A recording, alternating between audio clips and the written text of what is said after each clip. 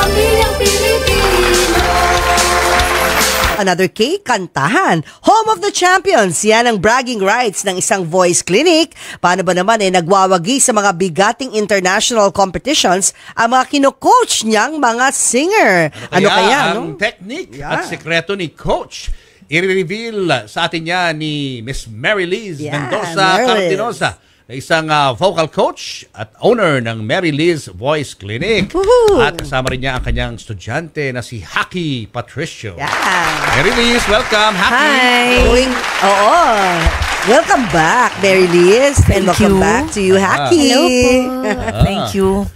Sa mga nanonood ng Julius and Tintin para sa Pamilyang Pilipino. Gaano katagal ka na nagtuturo ng pagkanta? Naku, mabubuking ako sa edad ko. Pero nag-start ako actually, 1984. 1984. Ano ka ba? Singer ka ba dati? Nag-voice lessons din ako. Kagaya ng mga estudyante ko na tinuturuan. Bago ako maging coach, naging estudyante rin ako. But singing professionally? I realized na mas love ko ang pagtuturo. Magkaiba kasi yung coaching or coach sa singer. Ang pagkanta ba ay napag-aaralan ba talaga? Yes. May pag-asa ba yung kahit na sintonado naman. sa pagkanta? Yan, may pag-asa although, mas mahabang proseso kumpara dun sa talagang may boses na talagang matalas ang tenga. No, madali lang. Pero doon sa mga talagang at all nothing, na pag-aaralan yun. Natuturo, na ituturo. Ano yung dapat nilang tandaan when it comes to singing? Usually kasi sa amin, based on my experience as coach, ang unang titignan mo kasi normally the vocal, di ba, yung voice. Vocally, papakinggan mo talaga kung okay yung timbre ng voice, and then i-develop mo lang yung quality para mas magamit ng tama yung voice in singing. Pero may mga iba kasi yun yung nawawala sa tono, yung talagang tonal, as in tonal. So hindi mo pwede yung tonal kasi kasama na yan yung tone deaf din sila. May mga tonal din na mabilis naman din na maka-recover kapag naririnig at nagagay. Pero may mga tonal talaga na talagang at all will take minsan 5 years, 3 years, ganyan bago makuha talaga yung technique na yon. Pero ang number one kasi yung confidence level nila na ma-convince natin sila na kaya nila. In the long run, doon din ako pupunta. Gagaling din ako. Si Haki ba, nung nagsimula siya, magaling na siyang kumanta? Haki started voice lessons 7 years old. And how old are you now? Baby pa yung 19 na siya. Baby yung voice. Mag-iba kasi yung quality ng baby na boses sa talagang quality ng voice talaga. Yun yung na-develop sa kanya. 12 years mo na siyang tinuturuan, bale? Yes. Wow. And then surprisingly, nag-join din siya ng mga singing competitions international. At nanalo? Ba't ang tagal ng pag-aaral? Ba't tumagal ng ganun? Iba kasi talaga pag na-enhance talaga ng tuloy-tuloy. Nami-maintain natin yung level ng singing. Iba rin ang continuous papo kasi nagbabago yung timbre ng boses Wala nang baby siya, 7. Ngayon, teenager na. Pag nag-mature pa siya, nag-20s na siya, mag-iiba na naman. So maganda yung ganyan, yung continuous yung voice clinic niya. Yes. Kung yung dating kinakanta mo, yung mga kanta ng Tomorrow, mga ganon. Hindi mo na pwedeng kantahin yun. Pag naging teen ka na, or pag tumanda ka. Medyo nag-iiba yung voice. Di ba yung registro ng boss mo mababa? Bumababa yung range. Nag-iiba rin yung quality. Pakinggan na natin si Haki. Anong song ang kakantahin mo, Haki? Kakantahin ko po is Dinamuli by Itchy Worms po, pero version po ni Miss Janine Tenyosa po. Sige, ayan. Palakpakan natin si Haki.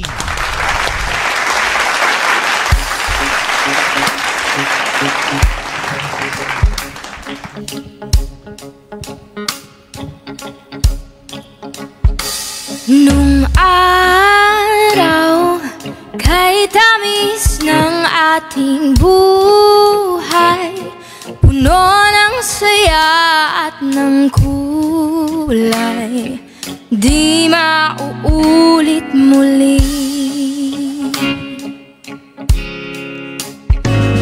Ang oras kapag hinayaang lumipas, madarama mo hanggang bukas, di mababawi muli.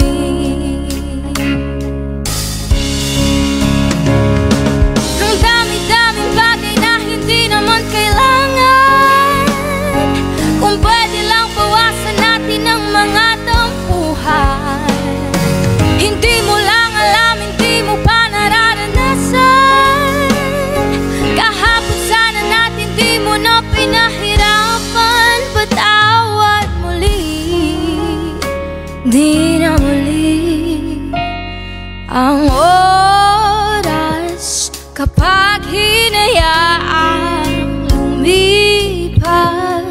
madarama mo hanggang bukas.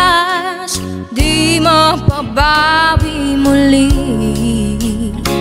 di na muli ay matapos ang himas ng sandali.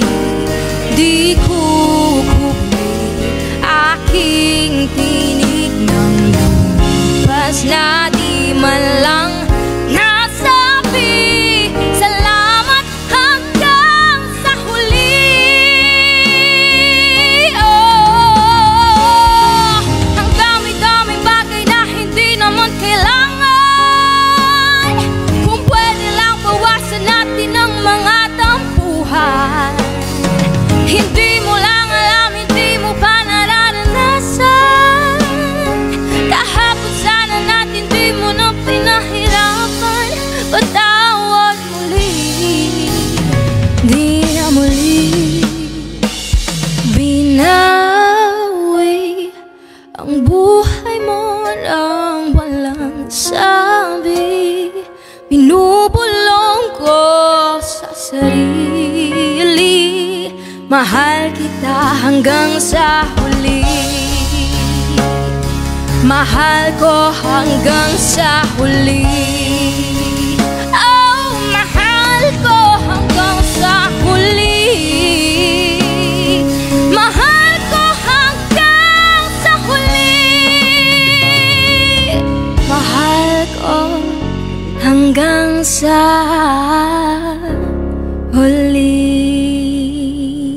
Wow! Thank you so much. Ang galing!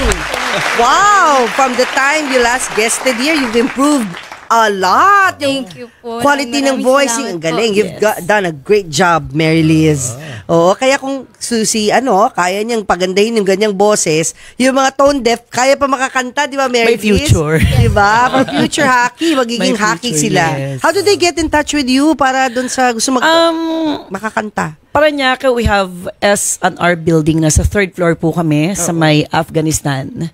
Better Living. Meron din kami sa Dagupan City. We are located at the CSI Mall. Nasa 2nd floor po kami. And then you do Zoom, di ba? And I have my Zoom online coaching. classes. Yan. New York City, Melbourne, Australia. Wow. Iba't iba. I have Chicago, Illinois, Jeddah. And then iba't ibang countries, iba't ibang diba? oras din. Online to. Online So, classes. ibig sabihin, yung mga viewers natin from abroad, pwedeng mag-enroll Yes sa'yo. po. Yan. Yes. Yan ang Nakita nyo na maganda. po yung kung paano sila kukontakin. Yeah. Sa Facebook meron kayo, no? Meron akong Facebook, Marylis Gomendoza Cardinosa Facebook page. Yan. Meron din akong Ito is the Yan. Facebook page. Yeah, that's Yan. a Facebook page. Meron din akong page yung Marylis Voice Clinic. So, Yan. kahit Yan. saan, pwede po sila mag-inquire po doon. And guaranteed talaga, mabibigay natin yung mga yung mga expectations ninyo. Yun, guaranteed Guaranteed na 110%. kung hindi kayo nakakakanta sa ngayon, Yes. magiging hockey kayo in the future ng galing kumanta. Di ba? Yes Tsaga-tsaga po. lang. Tsaka sabi mo Opo. nga, confidence. Believe in yourself na makakakanta ka. Oh. Yun kasi ang likas sa Pilipino, mahiyain. Pero pagka naturuan naman, pag Ayun na, na-build bumigay na sa yung mic. confidence mo, technically. Thank you, Mary Thank you, Liz, Mary for Liz. changing Happy, lives. thank you, Thank you so Thank much. you, po. Good luck sa career mo, ha? Thank you po. And thank you, Mary Liz, dahil si Neo, ang aming Yes. anak, Nag-aaral siya din ang kay Mary Liz. nagtuturo ho si Mary Liz. Sino yung nakakatuwang Oh. turuan? Kasi marami siyang natutunan in Yeah. just 2 meetings pa lang. 2 Minsan, meetings, oh. nagugulat siya na, ay, ganun pala yun. Ano sa tingin mo? Okay naman ang boses? Mana ba sa amin? May chance? Magandang boses ni Ayan siya. Oh. Oy, ang ganda naman. May picture kayo. Pasend naman sa akin yan. Gusto maging rockstar Mary ng Liz. batang to, Gusto Magaling, maging magaling si rockstar. So kung nakaka-2 sessions pa lang, coming for you, may pag-asa. Yes. Ay, naku, thank Lahat you, may Mary Liz. pag-asa, basta tsatsagain lang talaga. Faith, Siya hope, na. and love. Kailangan determinado ka na matuto. Yes, Thank go. you, Mary Liz. Thank you, Mary Liz, and thank you, happy congratulations. At Julius and Dindi.